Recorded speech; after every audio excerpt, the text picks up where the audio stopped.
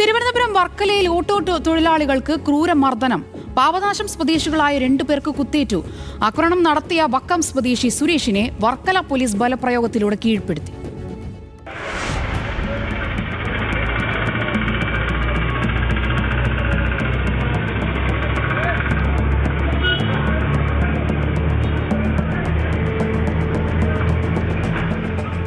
പാപനാശം അൽത്തറമൂട് ജംഗ്ഷനിൽ ഞായറാഴ്ച വൈകുന്നേരമാണ് ആക്രമണം നടന്നത്.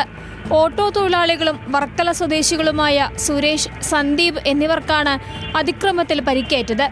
ഓട്ടോ സ്റ്റാൻഡിലെത്തിയ വക്കം സ്വദേശി സുരേഷ് ഓട്ടോ ഡ്രൈവർമാരുമായി വാക്കുതർക്കത്തിലായി. തുടർന്ന് കയ്യിലുണ്ടായിരുന്ന കത്തി ഉപയോഗിച്ച് ആക്രമണം നടത്തുകയായിരുന്നു.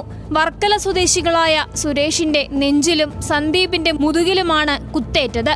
പിടിച്ചുമാറ്റാനെത്തിയ മറ്റ് ഓട്ടോ തൊഴിലാളികൾക്കും പരിക്കേറ്റിട്ടുണ്ട്.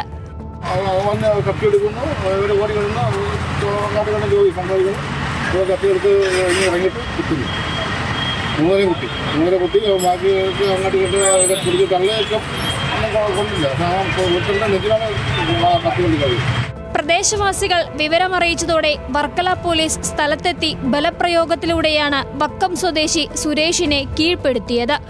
പോലീസ് കസ്റ്റഡിയിലുള്ള വക്കം സ്വദേശിയും UK-യിൽ സ്ഥിരതാമസക്കാരനുമായ സുരേഷിന്റെ മുതുകിലും കഴുത്തിന്റെ ഭാഗത്തും മുറിവുകളുണ്ട്. പെട്ടെന്നുണ്ടായ പ്രകോപനത്തിന്റെ കാരണം ഇപ്പോഴും വ്യക്തമല്ല. വർക്കല പോലീസ് കേസ് രജിസ്റ്റർ ചെയ്ത് കാര്യങ്ങൾ വിശദമായി പരിശോധിക്കുകയാണ്.